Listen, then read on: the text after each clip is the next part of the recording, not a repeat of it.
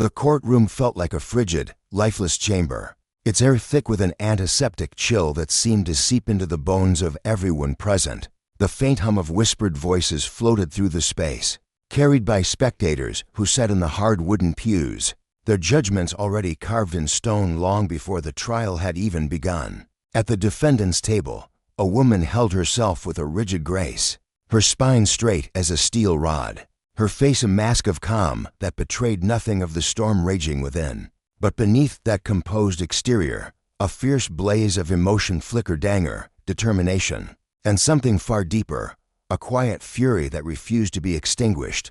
Her dark eyes, sharp and unwavering, glinted faintly under the harsh fluorescent lights, giving her the look of someone who had faced battles before and emerged unbroken. Across the room stood the man responsible for her being here, his posture exuding a casual confidence that bordered on insolence. His hands were clasped loosely behind his back, but it was the faint smirk tugging at his lips that revealed the truth of him, a man so sure of his dominion that he wore his arrogance like a second skin. A polished police badge gleamed proudly on his chest, its metallic shine catching the light. Though it stood as a hollow emblem, devoid of the honor or justice it was meant to represent. This wasn't his first time orchestrating such a scene.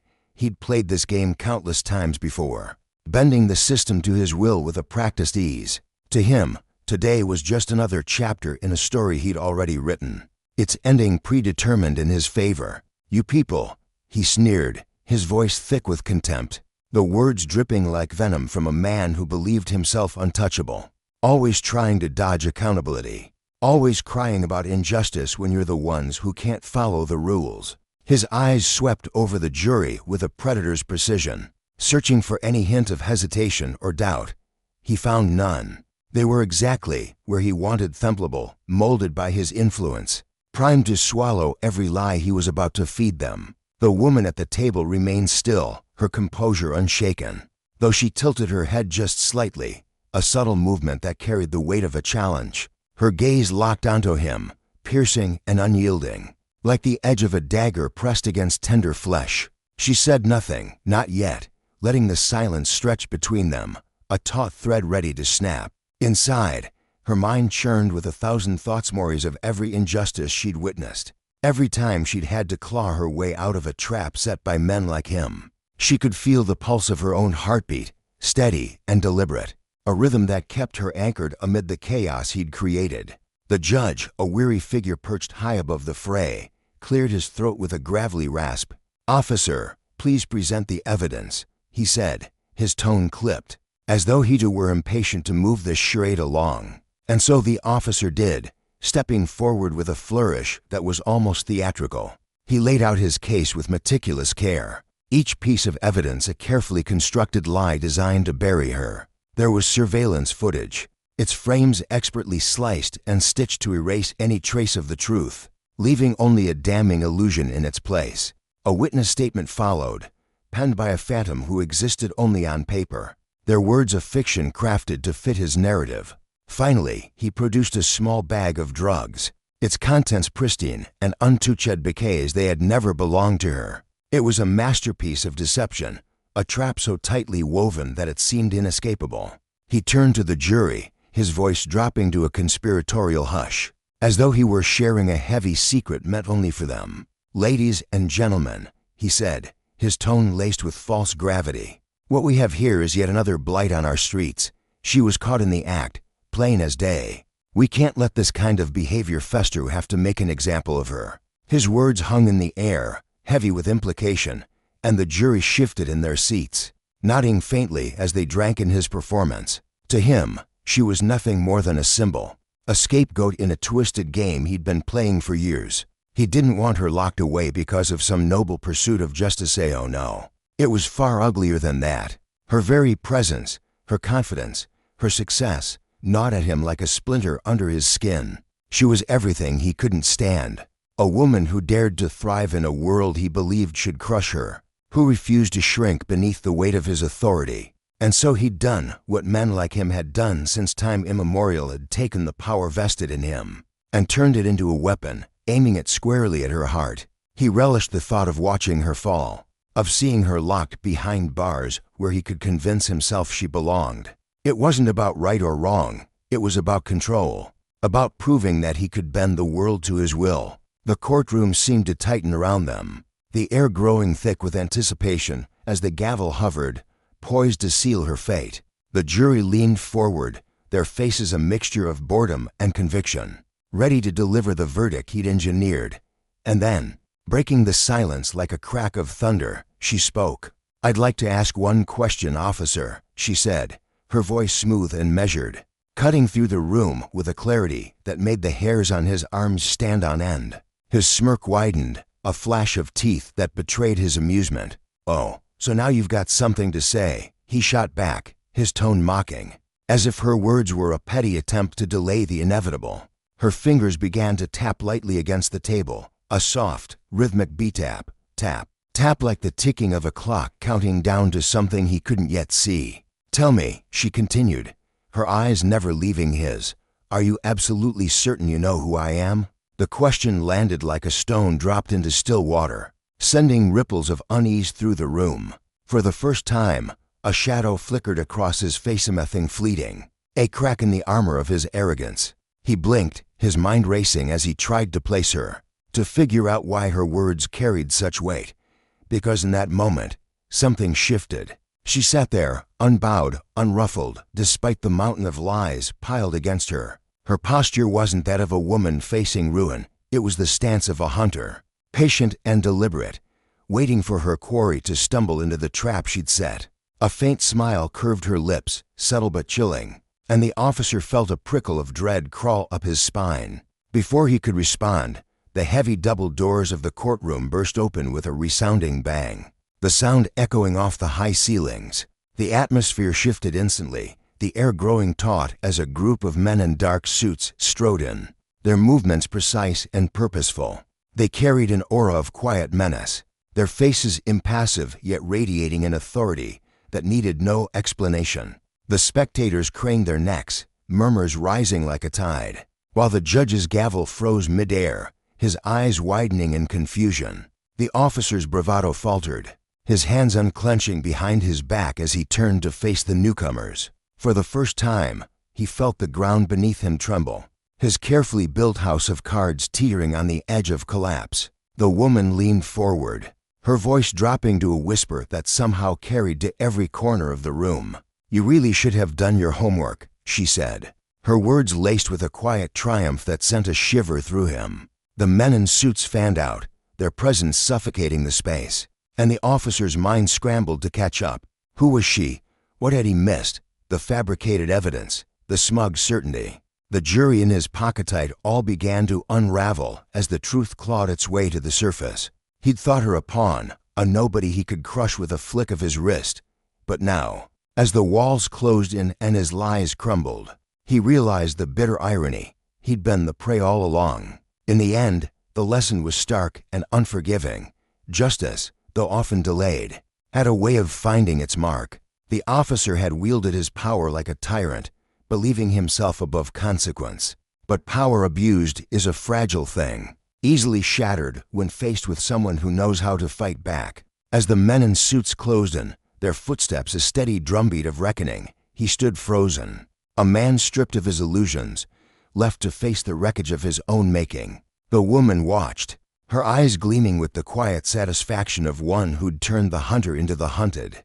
A reminder that no one, not even those cloaked in authority, can escape the weight of their actions forever. The night clung to the edges of the city like a heavy fog, thick with unspoken tension and the faint hum of distant traffic. Officer Travis Miller stood by the side of the road, his broad frame cutting an imposing silhouette against the dim glow of the streetlights.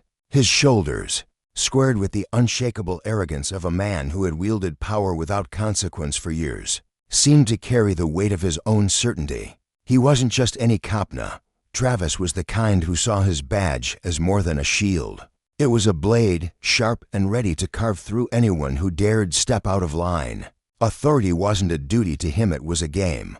A twisted chessboard where he decided who belonged and who didn't. And tonight, as he approached the rolled-down window of the car, his lazy swagger betrayed a man who relished these moments, who saw them not as obligations, but as chances to flex his dominance. "License and registration," he drawled, his voice a blend of casual indifference and steely command. It rolled out of him like he'd already grown tired of the exchange, like the conclusion was a foregone conclusion etched into his mind before the night had even begun. Inside the car, Simone Carter sat motionless for a heartbeat, her breath steady despite the storm brewing in her chest. She recognized him instantly, not his face, but his type. She'd seen men like him before, their egos bloated by years of unchecked control, their eyes glinting with the thrill of the hunt. She didn't flinch, didn't argue. Instead, her hands moved with the precision of a surgeon, retrieving the documents from the glove compartment and sliding them into his waiting palm. Her gaze locked onto his, unyielding, a mirror reflecting nothing he could use against her. She knew what he wanted, a flicker of fear, a tremble in her fingers, anything he could twist into a weapon. But Simone gave him nothing, her composure a fortress he couldn't breach. Travis's eyes flicked over her license, his lips curling into a deeper smirk as he tilted his head ever so slightly. "You live around here?" he asked, the question laced with a challenge, daring her to stumble, to lie. Inside, Simone's mind churned, years of interrogation training sharpening her senses. She could feel the weight of his stare, probing for weakness, but she met it with the same steady calm she'd honed through countless high-stakes encounters. "Is there a problem, officer?" she replied, her voice smooth as polished stone, betraying none of the fire simmering beneath her skin. His smirk widened, a predator savoring the game. His fingers tapped a slow, deliberate rhythm against the roof of her car, the sound echoing faintly in the still night air. "You tell me," he mused, stepping back with a nod to the second officer who'd crept up on the passenger side. The younger man was a stark contrast to Travishi's posture, hesitant, his hands hovering near his belt as if he wasn't quite sure where they belonged. He lingered at the edge of the scene, a shadow caught between duty and doubt, his eyes darting nervously between his partner and the woman in the car. He wasn't like Travis. He didn't thrive on this. If anything, he seemed uneasy, his inexperience a crack in the seamless authority Travis exuded. "Step out of the vehicle," Travis ordered, his tone sharpening now, a thread of amusement weaving through the command. Simone's jaw tightened, a flicker of tension rippling through her, but her face remained a mask of neutrality. "What's the charge?" she asked, her voice steady despite the certainty sinking into her gut. She knew what was coming. She'd lived this script before, seen it play out in the eyes of others caught in the same trap. Travis's hand dipped into his pocket, and when it emerged, he held a small, clear plastic bag between his fingers. A white powder gleamed inside, stark against the night, and he turned it over in his hand like a collector admiring a rare gem. His smirk bloomed into a full, triumphant grin. "Suspicion of possession," he said, his voice almost playful, dripping with mock innocence. "You fit the description of someone we've been looking for." The lie slid off his tongue with the ease of a well-rehearsed line, polished by repetition. He'd done this before. How many times, Simone couldn't guess, but the confidence in his stance told her it was a routine he'd perfected. He wanted her to snap, to lash out, to give him the spark he needed to escalate. But she held her ground, her silence a shield against his provocation. The younger officer shifted his weight, his discomfort palpable now. He didn't like Thish hadn't signed up for this kind of theater. His fingers twitched near his radio, his brow furrowing as he glanced at Travis, who seemed oblivious to his partner's unease. Travis thrived on this moment, his eyes gleaming with the thrill of control. "Got a suspect here," he said into his radio, the amusement still dancing in his tone. "Gonna need transport." The handcuffs bit into Simone's wrists as they clicked shut, the cold metal a sharp contrast to the heat rising in her chest. The ride to the station was a suffocating stretch of silence, the air thick with tension neither officer acknowledged. Outside, the city blurred past in streaks of light and shadow, but inside the car, time slowed, every second heavy with the weight of what was unfolding. The station buzzed under the harsh glare of fluorescent lights, their flickering casting jagged shadows across the dull gray walls. The air reeked of stale coffee, the kind that had sat too long on a burner, its bitterness seeping into every corner of the room. Officers shuffled through paperwork at rows of cluttered desks, their voices a low drone of indifference as they processed the endless stream of lives. Caught in the system, none of them spared Simone a second glance as Travis led her through the processing area. His smirk unwavering, his arms crossed casually as he leaned against a desk. "Funny, isn't it?" he mused, shaking his head with theatrical bemusement. "All that attitude, all that confidence, and now look where you are." His words were a taunt, meant to cut, but Simone let them wash over her, her silence louder than any retort. "You know what your problem is," he pressed on, his voice dropping into a softer, more venomous register. "You walk around acting like you're better than everyone else.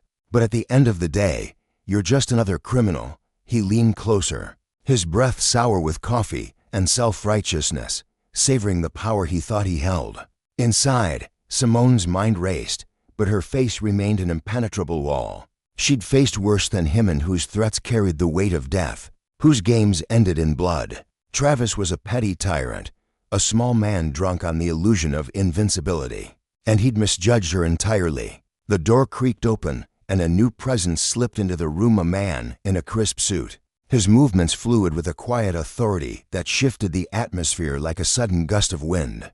He didn't wear a uniform, but the way he carried himself, the precision in his gaze as it swept across the space, left no doubt he was someone who mattered. He murmured something to another officer, too low for Simone to catch, but the ripple it sent through the room was unmistakable. The younger officer stiffened, his eyes widening as he leaned toward a colleague, whispering urgently, his nervous glances darting to Travis. For the first time, a crack appeared in Travis's facade, a fleeting shadow of uncertainty flickering across his face.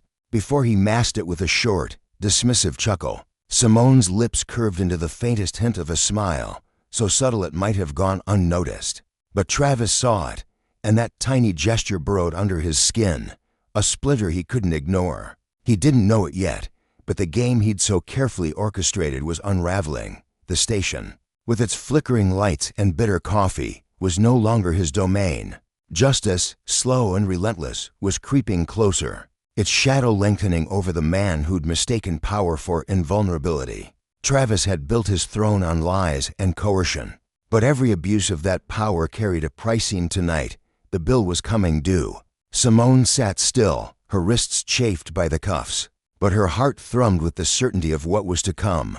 Men like Travis never saw the fall until they were already tumbling, and she intended to watch every second of it. Travis Miller leaned back in his chair, his head shaking slowly from side to side, as though the mere thought of another delay was already draining the last scraps of his patience. His fingers brushed roughly over the stubble on his jaw, a gesture that spoke of irritation and exhaustion in equal measure. "You guys are really stretching this thing out," he muttered under his breath, his voice low and gravelly, tinged with a boredom that barely masked his growing agitation. "We've got everything we need open and shut. What's the damn holdup?" The precinct buzzed faintly around him, a familiar hum of fluorescent lights and distant footsteps, but his focus was inward, locked on the certainty that he'd already won whatever game was being played here. Across the room, a man in a crisp, dark suit moved forward with deliberate steps, his polished shoes clicking softly against the worn linoleum floor.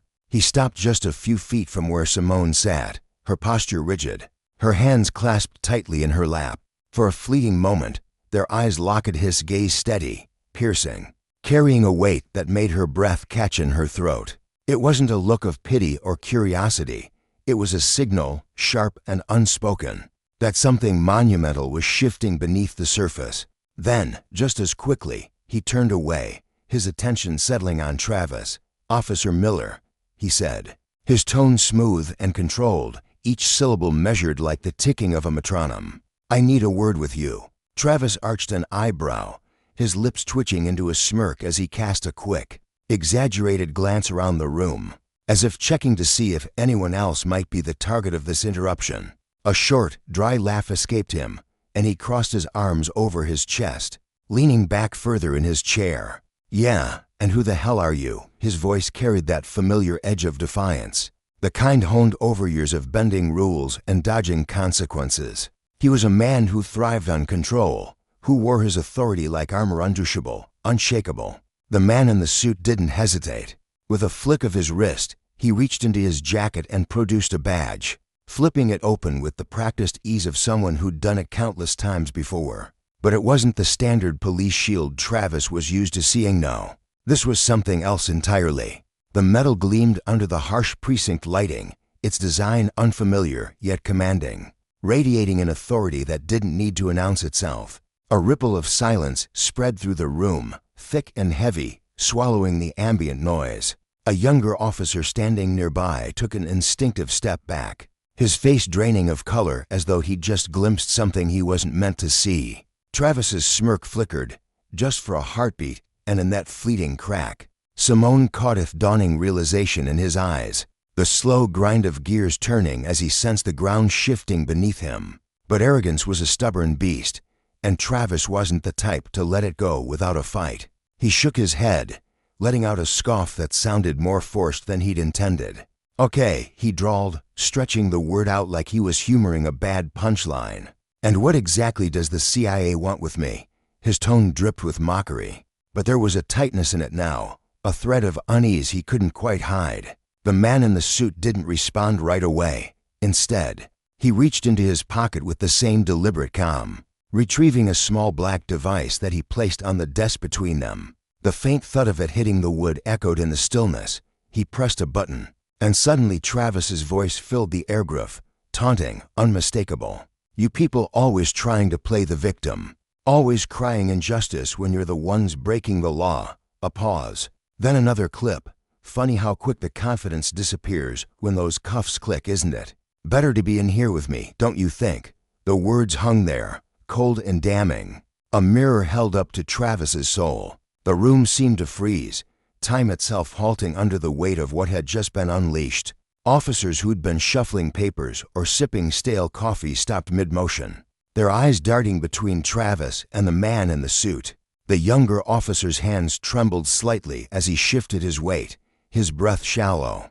Simone felt the air grow thick, pressing against her chest, her pulse pounding in her ears. Travis's smirk was gone now, replaced by a clenched jaw and fists balled tightly at his sides. "Where the hell did you get that?" he snapped, his voice dropping to a harsh growl, the bravado splintering like thin ice underfoot. The man in the suit ignored the question, his gaze sliding back to Simone. For the first time, she held his stare, and in that moment, she let everything pour out: anger, the betrayal, the quiet triumph she'd buried deep for so long. Travis had been too blind, too wrapped up in his own power, to see it coming. The game he'd mastered was slipping from his grasp, and the real battle was only just beginning. The precinct walls seemed to close in, the atmosphere suffocating. Every creak of a chair or rustle of fabric amplified in the tense silence. The man stood like a statue, his expression unreadable, his presence a silent proclamation that the tide had turned. Travis's chest heaved, his breath uneven as he stared at the recording device, its tiny red-lighted dagger poised at his throat. He'd spent years perfecting this dance, twisting the system, stacking the deck, watching the powerless crumble under his thumb. The precinct had been his kingdom, a stage where he'd scripted every arrest, every conviction, with the confidence of a man who believed he'd never fall. But now, standing in the same room where he'd crushed so many lives, he felt the first icy tendrils of doubt clawing at his gut. The script was unraveling, and someone else was holding the quill. When he spoke again, his voice was raw, each word scraping against his throat like broken glass. "That doesn't mean anything," he said, forcing out a hollow laugh that echoed weakly in the room. He shook his head, clinging to his arrogance like a drowning man clutching driftwood. "You think a couple of audio clips are enough to..." He cut himself off, swallowing hard, his mouth suddenly dry. The man in the suit didn't flinch. His calm was a wall, impenetrable and unnerving, a stark contrast to the chaos unraveling before him. When he finally spoke, his words sliced through the air with surgical precision. "Officer Miller, you should choose your next words very carefully." Travis barked out a scoff, but the sharpness in his tone betrayed him. "Or what?" He uncrossed his arms, widening his stance, his body shifting into the aggressive posture of a man desperate to reclaim dominance. "You think I don't know how this works? You think I don't see what you're trying to pull?" You waltz in here, acting like some hotshot, tossing around a few recordings like they're a damn smoking gun. His voice rose, cracking with frustration, his control slipping through his fingers like sand. You've got nothing. The man let Travis's outburst hang in the air, the silence stretching just long enough to feel oppressive. Then, with a slow, deliberate motion, he reached into his blazer and withdrew a thick, sealed envelope. He set it on the desk with a quiet finality that sent a shiver through the room. "Are you sure about that?" he asked, his voice low and steady, each word a hammer striking stone. Travis froze, his fingers twitching as a flicker of panic raced through him. His eyes darted to the envelope, then back to the man, his bravado faltering. "What the hell is that?" he demanded, his voice thinner now, stretched tight with something dangerously close to fear. The man didn't rush to answer. Instead, he took his time, his movements methodical as he flipped open the envelope and pulled out a stack of documents, pages upon pages, stapled together with a precision that spoke of months, maybe years, of careful work. "This," he said, placing the stack down with a soft thud that reverberated like a gunshot, "is everything." The room shifted. The younger officer stumbled back another step, his wide eyes fixed on the papers as though they might ignite at any moment. A few others exchanged quick, nervous glances, their faces pale, their silence heavy with unspoken dread. Whatever was about to unfold, it wouldn't be quiet, and it wouldn't be small. Simone watched it all, her heart pounding, a strange mix of relief and rage simmering in her chest.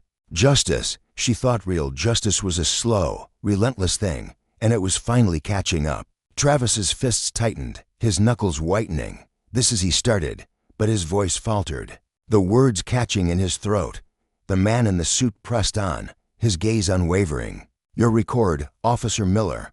A complete account of your arrest, every falsified report, every piece of evidence you twisted to fit your narrative, stretching back a decade. Testimonies from officers who watched you do it, from victims who suffered because of it, from witnesses too terrified to speak until now." He slid a single page forward, tapping it lightly with his finger. "Bank records showing payments to informants you invented. Surveillance footage that contradicts the lies you swore to under oath. A timeline tying you to at least 17 case people of color targeted. Evidence planted. Confessions beaten out of them." He paused, letting the weight of his words sink in, watching as Travis's face drained of color, sweat beading at his temples. "And it doesn't stop there," he added, his voice a quiet thunderclap in the stillness. The silence that followed was suffocating. Travis's breathing grew shallow, erratic, his chest rising and falling too quickly. He'd faced complaints before, slaps on the wrist, internal reviews that faded into nothing, but this was different. This was a reckoning, a blade honed to strip away every lie, every shield he'd built. The precinct, once his fortress, now felt like a trap closing in around him. His voice cracked when he spoke again, barely above a whisper. "You think you can just walk in here and—" But the man in the suit didn't let him finish. He leaned forward slightly, his eyes locking onto Travis's with an intensity that silenced him mid-sentence. "Justice doesn't bend forever, Officer Miller. You abused your power, and now the consequences are here. This isn't a negotiation, it's an end." Simone exhaled, a shaky breath she hadn't realized she'd been holding. For years, she'd watched Travis wield his authority like a weapon, crushing lives without a second thought, convinced he was untouchable. But now, as the room held its breath, she saw the truth laid bare. Power, when misused, always comes with a price, and for Travis Miller, that price had finally come due. In the dimly lit room of the precinct, tension hung heavy, a suffocating fog that clung to every surface. Officer Travis Miller stood rigid, his chest puffed out with the arrogance he'd worn like armor for years. His eyes narrowed in defiance. Across from him, the man in the suit leaned casually against the desk, his voice cutting through the air with an infuriating calm that made Travis's skin crawl. "I don't think anything, Officer Miller," the man said, his tone smooth as polished stone. "I know." The words landed like a hammer on glass, sharp and deliberate, shattering the fragile illusion Travis had built around himself. For the first time since the man had stepped into this suffocating space, he turned his head. his gaze sliding toward Simone Carter. Travis's eyes followed, reluctant, but compelled, and something deep inside him twisted a tight, choking knot that stole the breath from his lungs. Simone sat there, still as a statue, her posture unchanged from the moment this nightmare had begun. She occupied the same hard metal chair, her wrists no longer bound, but resting calmly in her lap, her dark hair framing a face that betrayed no hint of fear. Travis had seen her as a pawn, a nobody, just another name to scribble into his ledger of victories. But now, as the dim fluorescent light flickered above, he saw it's a meeting in her eyes that he'd been too proud, too blind, too drunk on his own power to notice before. There was no tremble in her gaze, no flicker of doubt. She wasn't afraid. She never had been. The realization hit him like a punch to the gut, and his stomach churned as a slow, deliberate smile curled across her lips. It wasn't a smile of joy or even triumph, it was something colder, something unshakable. The kind of smile a predator offers its prey when the trap finally snaps shut. The man in the suit stepped aside with a grace that belied the storm brewing in the room. "Miss Carter," he said, his voice taking on a razor's edge of finality. "Would you like to do the honors?" The words hung there, heavy and inevitable.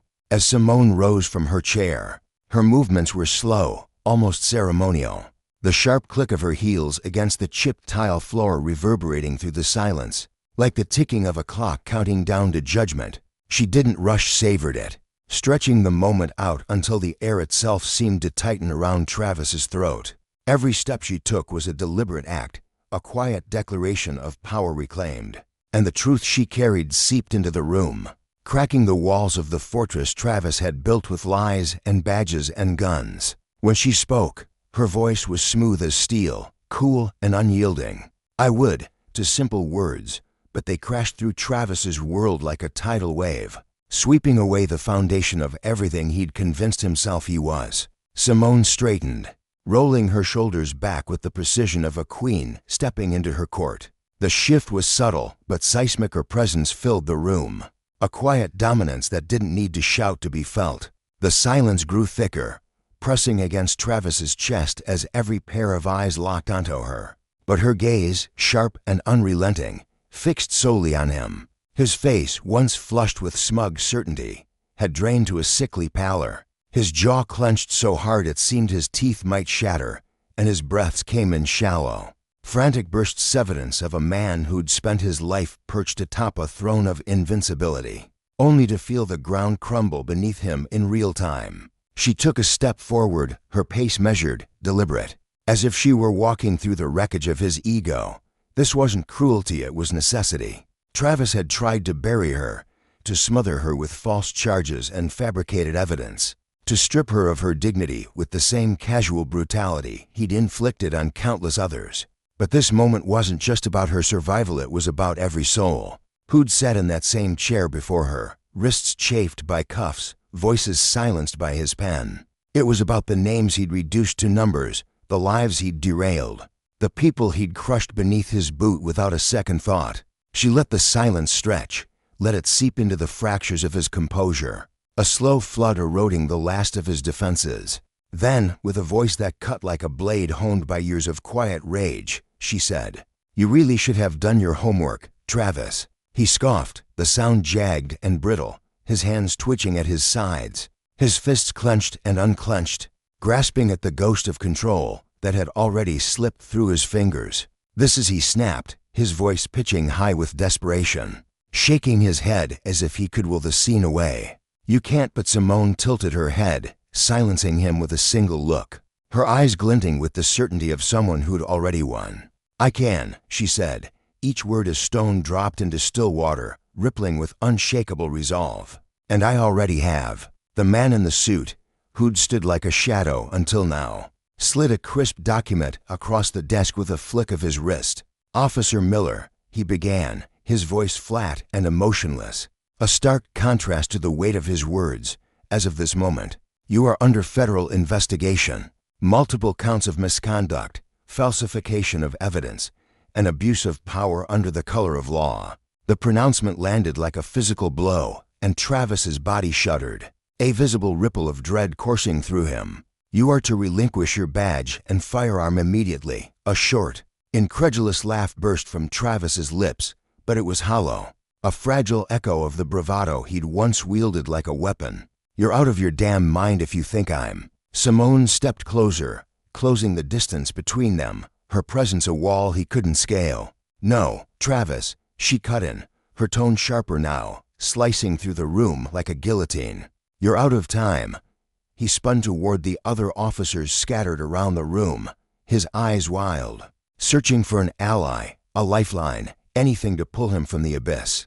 But the silence that greeted him was a condemnation all its own.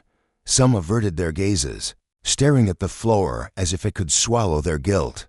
Others shifted uneasily, their boots scuffing the tile, suddenly aware of the taint that clung to them by association. His chest heaved, his pulse hammering at his temple, a frantic rhythm that betrayed the unraveling of his mind. "This isn't happening," he muttered, the words losing their strength with every syllable.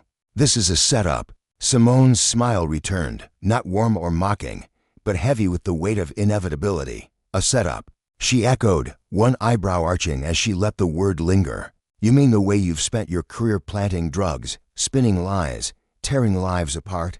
The way you stared into my eyes while framing me for a crime that never existed? You think this is a setup, Travis?" She paused, letting the question coil around him like a noose, then leaned in just enough for her voice to drop to a near whisper. "No. This is justice." The word broke something inside him, the final crack in a dam that had held back the flood of his reckoning.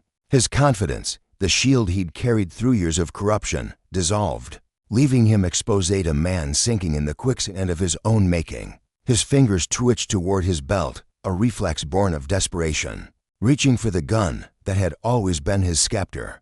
But the man in the suit moved faster, a blur of motion, and before Travis could register it, he was staring down the barrel of a weapon that wasn't his own. The safety clicked off with a sound that echoed like a death knell, and the cold finality of the moment settled over him like frost. "Don't," the man said, his voice quiet but firm, a command that brooked no argument.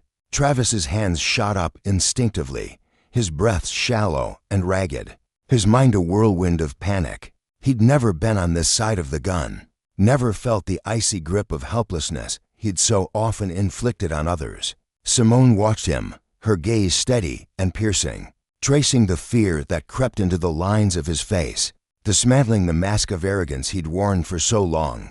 She stepped closer, her voice softening to a near whisper, deliberate and haunting. "You thought you could play God, didn't you?" The words wove through the air, low and hypnotic, forcing him to hear, to feel, every syllable. "You thought you could decide who mattered, who walked free, who suffered. You thought you were untouchable." His throat bobbed as he swallowed hard, his eyes darting toward the door, toward the officers who stood frozen, but no rescue came. She leaned in, her breath brushing his ear as she delivered the final cut. "You were wrong." With those 3 words, the last shred of his defiance snapped. A heartbeat later, the cold bite of metal clamped around his wrists, the cuffs locking with a click that reverberated through the room.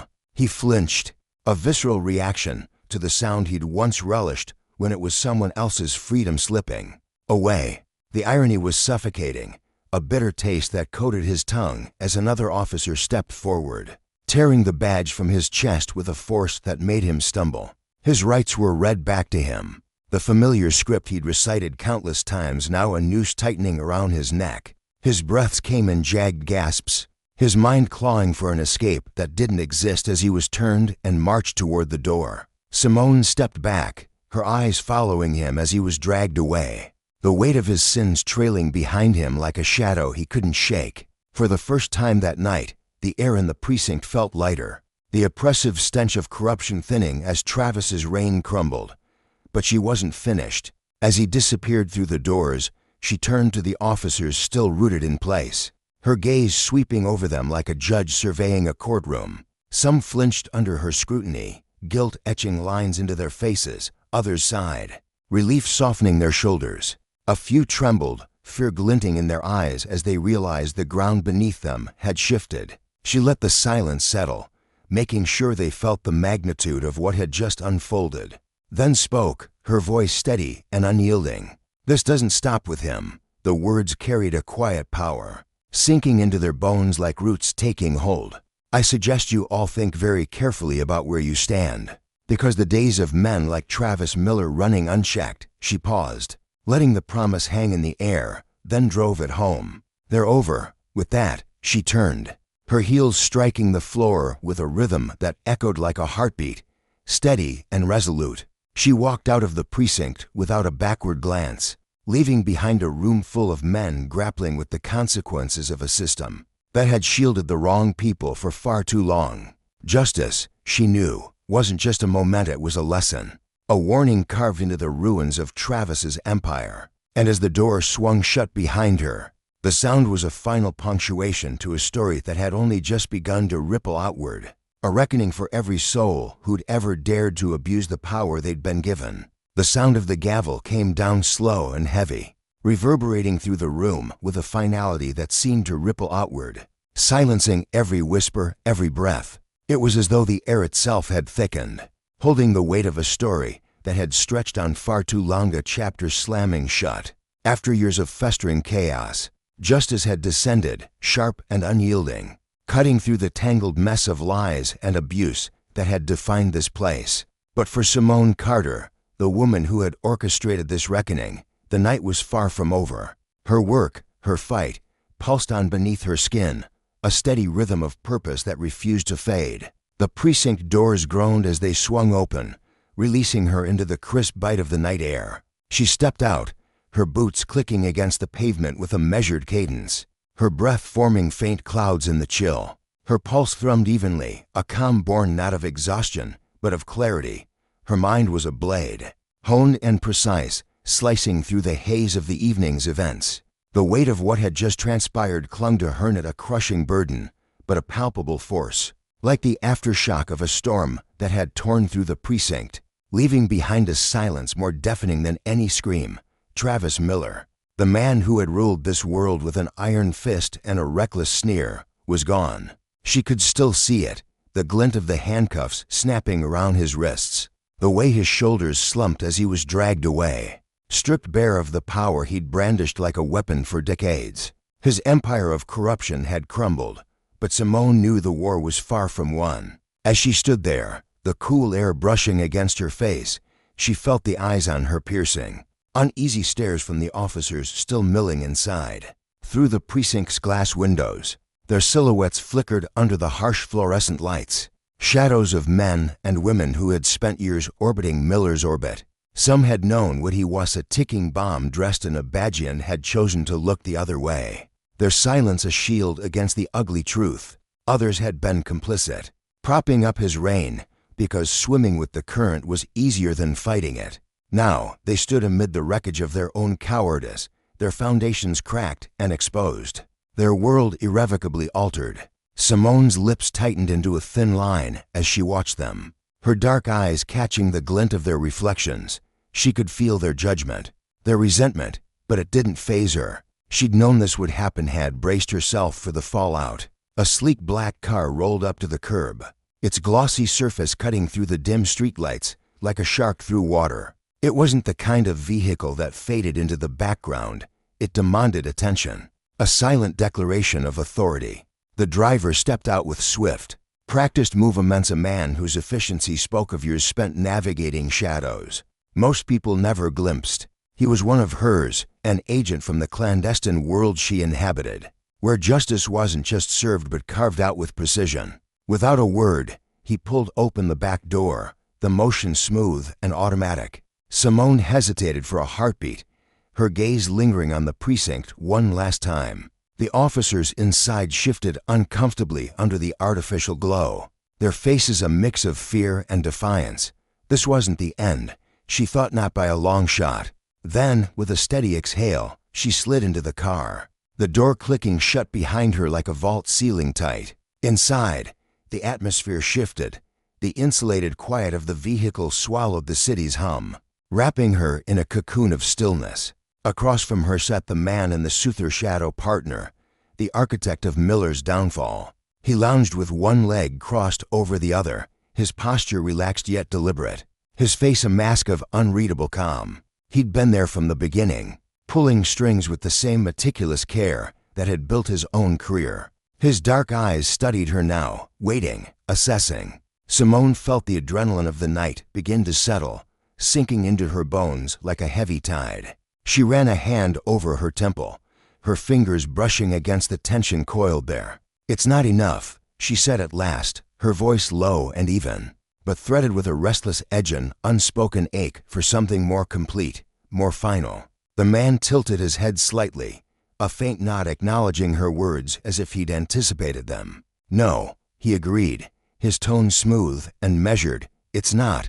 There was no surprise in his voice, only a quiet understanding that mirrored her own. Simone turned her gaze to the window, watching the city streak by in a blur of neon and shadow. The lights smeared across the glass like echoes of lives untouched by this night, stories that would never know the weight of what she carried. "There are more like him," she said, her words not a question but a cold, hard truth. "And some of them are still in that precinct." He didn't contradict her. He didn't need to. They both knew Travis Miller wasn't a lone wolf, was a symptom, a festering wound in a system that had let men like him flourish for too long. Taking him down had been a brutal necessity, a strike against the rot, but it wasn't a cure. The man tapped a finger against the armrest, the soft rhythm breaking the silence like a metronome counting out their shared resolve. "Miller's arrest is going to ripple," he said, his voice steady but laced with warning. "Some will scatter, trying to wash their hands clean. Others will scramble to bury their tracks. There'll be a splight lines drawn in the sand." He paused, his gaze sharpening as it locked onto hers. "And then there'll be the ones who want blood." Simone's jaw clenched, a flicker of steel flashing in her eyes, though her face remained a fortress of composure. She knew this dance to wealth backlash that came when power was toppled, when corruption was laid bare. Travis Miller had allies, loyal dogs who'd thrived in the world he'd forged. To them, his fall wasn't justice, it was a declaration of war, a personal affront to the twisted code they lived by. Her fingers tapped lightly against her knee, a subconscious echo of her racing thoughts, mapping out the battles ahead. "Let them try," she murmured, her voice a quiet blade, edged with defiance. The man didn't respond right away. He leaned back, his sharp eyes tracing the contours of her resolve, peeling back the layers of her words. Then, after a moment, he shifted forward, his tone dropping lower, more urgent. "You need to be careful," he said, and there was something personal in it now, a rare crack in his polished exterior. "Tonight was a win, but it painted a target on you bigger than ever." Simone met his stare head-on, unflinching. "There's always been a target on my back," she replied, her voice steady as stone. It wasn't bravado, it was fact, a truth she'd carried since the day she'd chosen this path. He held her gaze for a beat longer, then gave a single nod, conceding the point. Reaching into his jacket, he pulled out a thin folder, unassuming, but heavy with implication, and slid it across the leather seat toward her. "The Department of Justice is launching an investigation," he said, his words clipped and precise. "But it'll crawl. Too many hands in the pot. Too many people who'd rather see this die with Miller." Simone's fingers brushed the folder's edge, but she didn't open it, not yet. She already knew the stakes. Exposing one dirty cop was a skirmish. Dismantling a rotten system was a full-blown war. "And the others?" she asked, her voice cutting through the quiet. The man exhaled, tilting his head as if weighing his answer. "Some will bolt," he admitted. "Some will dig their heels in deeper. And some will make damn sure you never set foot in that precinct again." A faint, humorless smile tugged at Simone's lips, her dark eyes glinting with a mix of resolve and irony. "They can try," she said again, the words a quiet promise, a vow carved into the night. The car slowed, easing onto a quieter street where the city's clamor faded into a distant murmur. They pulled up to a nondescript building, secure, unobtrusive, the kind of place where shadows met to shape the world in secret. Before stepping out, Simone turned back to the man, her voice steady but probing. "What's your next move?" He considered her for a moment, a faint smile curling his lips. "That depends," he said, his tone light but edged with meaning.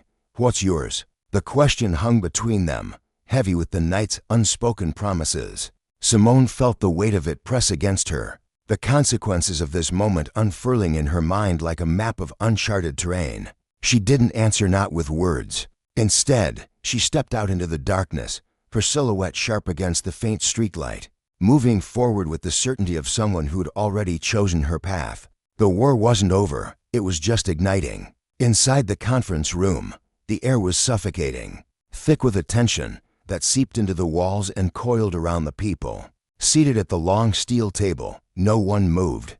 The only sound was the faint, steady hum of the ventilation system, a mechanical heartbeat underscoring the silence. But it wasn't peaceful, it was the kind of quiet that teetered on the edge of explosion. A storm brewing just beyond the horizon. Simone sat among them, her posture straight, her face an unreadable mask.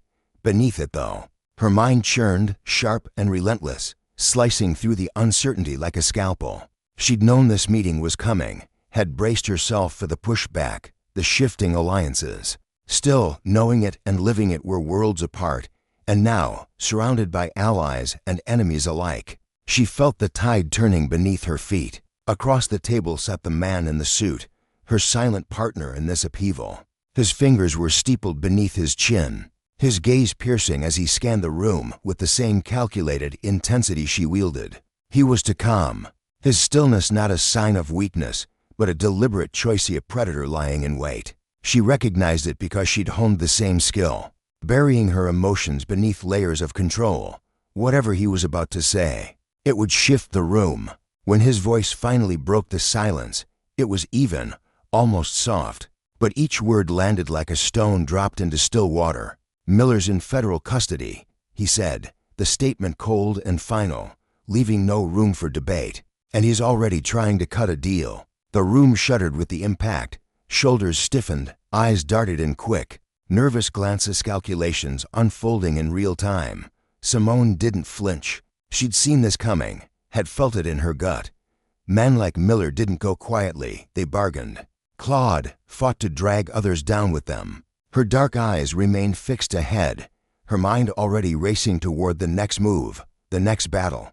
Justice had struck, but its lessons were clear. Power, when abused, left scars that rippled far beyond the guilty. And the consequences of that abusive silence, the complicity, were only beginning to unfold. In the dim glow of a flickering overhead light, the air inside the cramped room felt suffocating, as though it pressed against their chests and dared them to breathe too deeply. The long steel table stretched across the space like a cold, unyielding barrier, reflecting the tension that pulsed between the people seated around it. Each figure sat rigid, shoulders squared or slumped, their silence a fragile shield against the storm they all knew was brewing. Years of carefully constructed power had begun to unravel, and the man at the heart of it, Miller, had proven himself no exception to the oldest rule of cowardice. When the walls closed in, he didn't stand firm. He turned on those who'd propped him up, clawing desperately for a lifeline as his empire teetered on the edge of collapse. Miller had spent decades weaving his web, a kingdom built on whispered deals and shadowed hands, each thread tied to men and women who believed themselves untouchable. He'd walked through precincts and backrooms with the swagger of a king, his authority unquestioned, his word law. But now, with the first cracks splintering through his reign, he showed no loyalty to the sinking ship he'd captained. His instinct wasn't to fight for what he'd medite, was to save himself, even if it meant dragging everyone else into the abyss with him. The predictability of it gnawed at Simone Carter, who sat motionless at the table, her arms crossed tightly over her chest. She tilted her head back just enough to let the weight of her thoughts settle, her steady voice slicing through the thick air. "And what exactly does he think he's got to trade?" she asked, her tone calm but laced with a quiet disdain that didn't need to shout to be felt. Across from her, the man in the suite, a figure whose tailored jacket and measured demeanor suggested years of navigating treacherous waters, let out a slow breath. His finger tapped the table in a deliberate rhythm, each soft thud a countdown to the inevitable. "Names," he said, his voice low and even, carrying the weight of a guillotine's blade. "Connections." He's swearing he didn't pull the strings alone. The words landed like a stone in still water, sending ripples of unease through the room, sharper and deeper than before. Simone didn't flinch, didn't turn to gauge the reactions of the others. though she could feel their thoughts shifting like shadows against the walls. Some had clung to the comforting lie that Miller was a lone wolf, a single rotten apple they could pluck out and toss aside without bruising the rest of the barrel.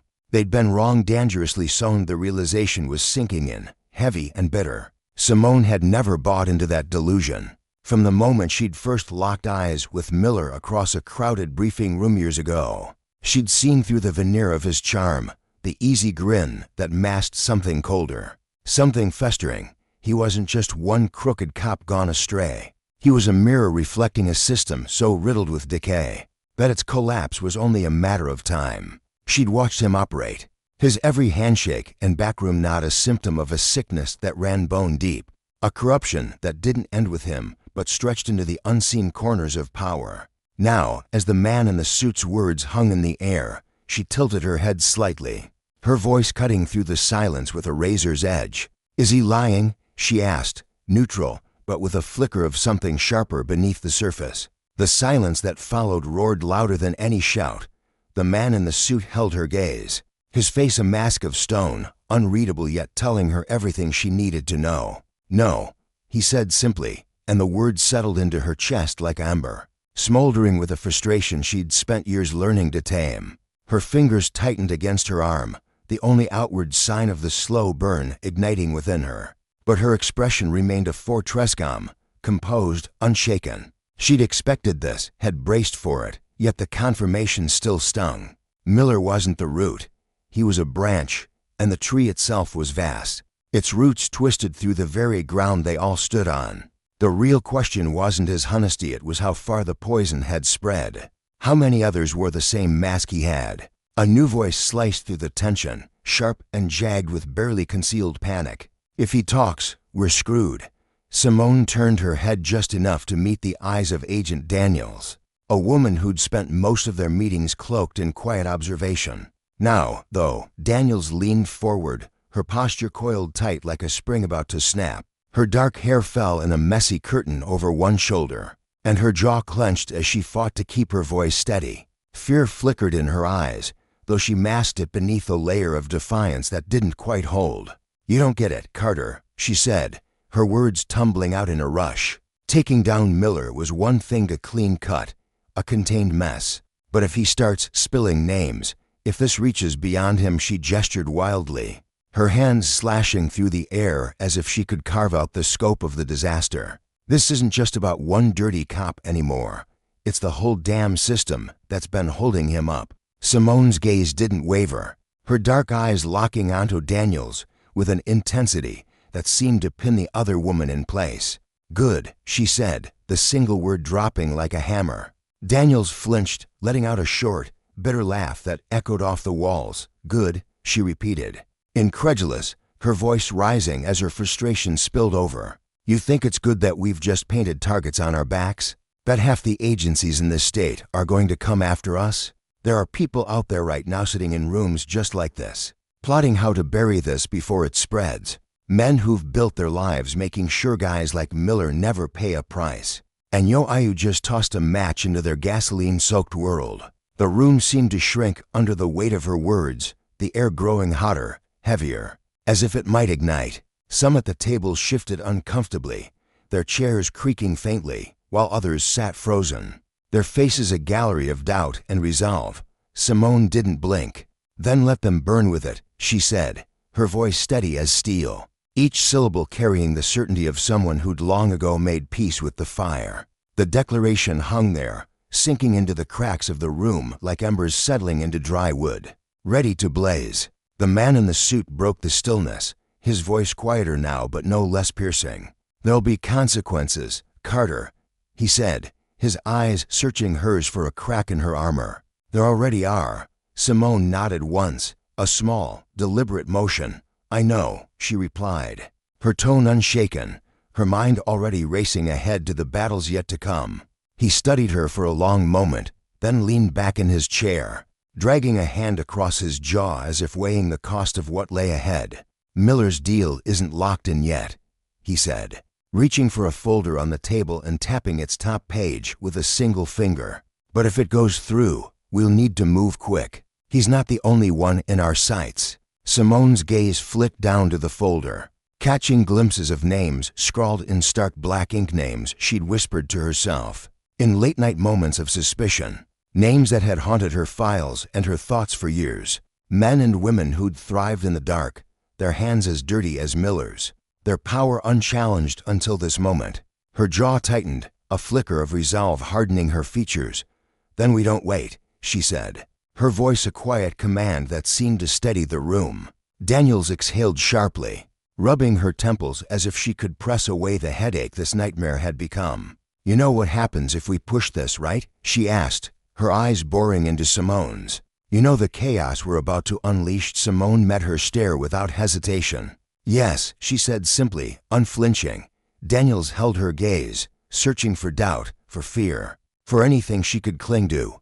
Finally, she sighed, shaking her head in weary disbelief. "Jesus, Carter, you really don't scare, do you?" Simone tilted her head, a faint, knowing smile brushing her lips. "Fear's a luxury I can't afford," she said, and the words carried a quiet strength that silenced the room. The man in the suit slid the folder toward her, his steady gaze locking with hers. "Then let's get to work," he said, his voice a call to arms. Simone reached for it, her fingers brushing the worn edges as she flipped it open, her mind already mapping the moves ahead. The war had begun it with a shout, but with the soft rustle of paper and the weight of names too long unspoken. Outside, the city hummed on, oblivious to the storm gathering within these walls. A storm that would spare no one when it broke. The tension clung to the room like damp heat, seeping into their lungs with every breath. No one spoke as the reality settled over them, a heavy cloak they couldn't shrug off. They were standing on a precipice, teetering at the edge of a choice that would ripple far beyond this moment. Miller was behind bars for now, but the man in the suit's warning lingered for now. Simone knew what he meant without needing it spelled out. Miller's cell wasn't a fortress, it was a temporary cage, and there were too many hands eager to pry it open or silence him before he could speak. He was a loose thread, and the system he'd served didn't tolerate loose ends. Daniels shifted again, her arms crossed so tightly it seemed she might hold herself together through sheer force of will. "They'll come for him," she said, her voice flat with certainty, no room left for speculation. "They won't let this drag into a courtroom. He's too valuable, too many." Simone's response was immediate, her calm unshaken. "Then we move first." Daniels barked a laugh, sharp and hollow. "Move how, Carter? Stick him in a hole and pray no one digs him up. The minute he gets a lawyer, the minute he talks to the wrong person, it's over. We don't own this game, you just kick the board over." The man in the suit watched in silence, his fingers still resting on the table, his presence a quiet anchor amid the rising tide. Simone leaned forward, her eyes pinning Daniels with a look that cut through the noise. "We don't hide him," she said. "We use him, every name he gives us, every thread he pulls, we follow it. We don't stop until it's all out in the open." Her words weren't a plea or a hope, they were a vow, forged in the fire of a justice she'd chased for years. A justice that demanded more than one man's fall. It demanded the reckoning of everyone who'd turned a blind eye, who'd shaken his hand, who'd built the throne he'd sat on. The room stilled again, the weight of her resolve pressing down on them all. Daniels stared at her, then looked away, her shoulders slumping as if the fight had drained out of her. The man in the suit nodded once, a silent agreement passing between him and Simone. They'd crossed the line now, and there was no stepping back. Outside, the night stretched on, the city's lights flickering like distant stars, unaware of the inferno about to rise. Inside, the folder lay open, its pages a map to a war they couldn't afford to lose, a war against power unchecked, against the consequences of greed, against the shadows that had ruled too long. And Simone Carter, unflinching, unyielding, stood ready to lead it. In the dimly lit room, tension hung thick like a fog rolling in off the bay, clinging to every surface and every breath. Simone Carter stood with an intensity that radiated from her core, her dark eyes glinting with a fire that suggested she'd already wrestled with every possible objection, every fleeting doubt, and emerged unshaken. Her voice cut through the stillness, smooth as polished steel, yet sharp with purpose. "You're right," she said, her words deliberate, each one landing like a stone dropped into deep water. We don't hold the reins of the system, not yet, but what we do control is the next move. We decide how much havoc this wreaks, how far the cracks spread right now. Miller's the frayed thread in their tapestry of lies. They can try to snuff him out or twist this mess into something that serves their ends. Either way, we're the ones setting the tempo. Across the scratched wooden table, Daniel shook her head, her frustration bubbling over like a pot left too long on the stove. Her fingers, restless and taut, curled into tight fists, pressing hard against the tabletop, as if she could anchor herself to something solid amid the chaos. "You make it sound so damn easy," she snapped, her voice rough with exasperation. "The edges frayed from too many sleepless nights. Like it's just a game of chess and we've got all the moves figured out." Simone didn't flinch. Her gaze remained steady, unyielding, a lighthouse beam cutting through the storm of Daniel's doubt. "It is easy," she replied, her tone cool and resolute, a quiet force that refused to bend.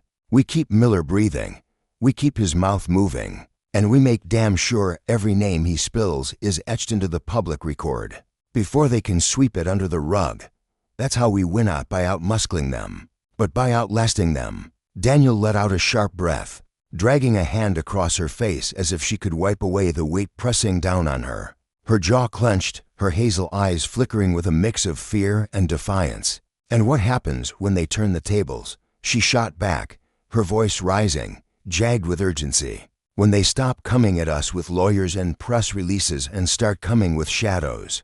You think they're just going to sit there, Simone, while we torch their whole rotten empire? They'll hit back hard. Threats, intimidation, people vanishing into the night. That's what's waiting for us." The man in the suit, who had been a silent sentinel in the corner, finally stirred. His presence was understated, but impossible to ignore. A lean figure in crisp charcoal fabric, his face etched with lines that spoke of years spent navigating treacherous waters. His voice, when he spoke, was low and measured, carrying the weight of someone who'd seen too much to be rattled. "She's not wrong," he said, his eyes locking with Simone's, a quiet acknowledgement passing between them like a shared secret. Simone held his gaze, unflinching, her posture rigid with determination. "I never said she was," she replied, her words a quiet thunder rolling through the room.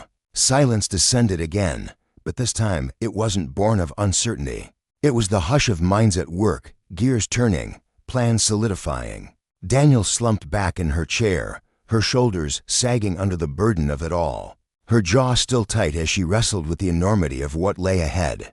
"I hope to God you know what you're doing," she muttered, her voice barely above a whisper, laced with both resignation and a flicker of trust. Simone's lips curved into the faintest hint of a smiley, a fleeting, bittersweet thing that didn't quite touch the depths of her eyes. "I always do," she said, her tone carrying the quiet confidence of someone who'd stared into the abyss and refused to blink. The man in the suit moved then, his movements precise and deliberate, like a surgeon preparing for a delicate incision. He reached for the worn folder resting on the table, its edges frayed from too many hands, and flipped it open with a care that bordered on reverence. The first page revealed a list of names typed in stark black ink, each one a thread in a sprawling web of corruption. Some were familiar to Simone, faces she'd glimpsed in dimly lit precincts or names whispered in hushed tones over late-night coffees. Others she'd long suspected, their shadows lurking just beyond her reach. But the newest ones were the revelations, the hidden puppeteers who'd thrived in obscurity, their power unchecked because no one had dared to shine a light on them. "This is just the start," the man said, his voice so soft it seemed to drift into the air like smoke, as though he were speaking more to the ghosts of the past than to the people in the room. Simone reached for a pen, her fingers steady as she poised it over the document. Then she paused, lifting her gaze to meet his. "No," she corrected, her voice ringing with a clarity that sliced through the haze. "This is the reckoning." With a single, fluid motion, she signed her name, the scratch of the pen against paper echoing like a gavel's strike. In that moment, the weight of every choice, every sacrifice, settled into the city's bones, seeping into its cracked streets and shadowed alleys like the aftermath of a tempest, quiet at first, but undeniable. The fallout began slowly, a tremor beneath the surface that grew into a tidal wave, crashing over the city's carefully constructed facades. Truths long buried under layers of greed and silence clawed their way into the open. Exposed and raw, the system, predictably, lashed out, its tendrils flailing to shield itself, to patch the breaches before they widened. They tried to rewrite the story, to smother the flames before they could spread. But it was futile. The light had pierced the darkness, and once illuminated, those shadows could never be forced back into hiding. Names surfaced etched in leaked files, whispered on street corners, shouted in headlines. The once impregnable fortress that men like Travis Miller had cowered behind began to fracture. Brick by brittle brick, Miller himself sat in a federal holding cell. The cold concrete walls a stark contrast to the polished offices he'd once commanded. Stripped of his badge, his authority, his carefully cultivated armor of influence, he was a husk of the man he'd been. His broad shoulders slumped, his once confident smirk replaced by a hollow stare as he gazed at the barred window, the faint glow of dawn mocking his captivity. He'd tried to bargain, his silver tongue spinning tales of loyalty and necessity, desperate to claw his way back to safety. But the reports he'd falsified, the allies he'd leaned on, he'd evaporated like mist. Once a cog in their machine, he'd become a liability, a loose end they were eager to sever. His trial loomed, the evidence against him a mountain too steep to climb. For years, he'd stolen time from the innocent, bending justice to his will with a flick of his pen or a quiet word in the right ear. Now, time slipped through his grasp, relentless and unforgiving. The irony was almost beautiful in its cruelty-poetic twist that offered no mercy, no second chances. He'd sown chaos, and the harvest had come due. Those who'd stood shoulder to shoulder with him in the machinery of corruption were scrambling now, rats fleeing a sinking ship. Some slipped away quietly, resigning with murmured excuses, hoping the shadows would swallow their sins. Others weren't so lucky, arrested in dawn raids, their wrists bound as they were dragged from their pristine homes, their carefully curated lives unraveling in the harsh light of day. And then there were the ones with the most to lose, the architects of the system, who fought back with venom. Threats slithered through the city like serpents, anonymous calls in the dead of night, cryptic notes left on doorsteps. Whispers reached Simone's ears, warnings that she'd crossed a line, that the old guard wouldn't surrender without a fight. But fear had never been her master. If they wanted a battle, she'd already claimed the first victory. Simone Carter moved through the world differently now. No longer confined to the grimy precinct where this war had ignited, she walked the sterile, echoing halls of the Department of Justice. The air was colder here, sharper, the stakes higher than ever. Her actions had rippled outward, catching the attention of those who wielded power from on high. Some wanted her silenced, her voice snuffed out before it could inspire others. Others sought to cage her, to limit her reach. But there were those who'd watch from the sidelines, their sharp eyes tracing her every move, who saw not a threat but a weapon. They didn't push her aside, they pulled her closer, granting her resources, access, a seat at a table that had long excluded people like her. She'd spent her life tearing down corruption from the outside, a lone figure against a Goliath. Now, she'd strike from within, a blade honed by years of defiance. Daniel had been right about the danger, from the moment Simone had lit the match. A target had burned bright on her back, but now that target had shifted, settling on the shoulders of those who'd once thought themselves invincible. They were the ones glancing over their shoulders now, listening for the knock that would signal their undoing, dreading the day their buried secrets clawed their way to the surface. Simone wasn't just a woman anymore. Ash was a storm, a force of nature, and those who'd fought beside her had shed their fear like old skin. Daniel herself had chosen a different road. For too long, she'd clung to the hope that the system could be mended from within, her hands tied by its rules, but the truth had shattered that illusion. She'd walked away, leaving the agency that had shackled her, her boots kicking up dust as she stepped into the unknown. Yet she wasn't finished.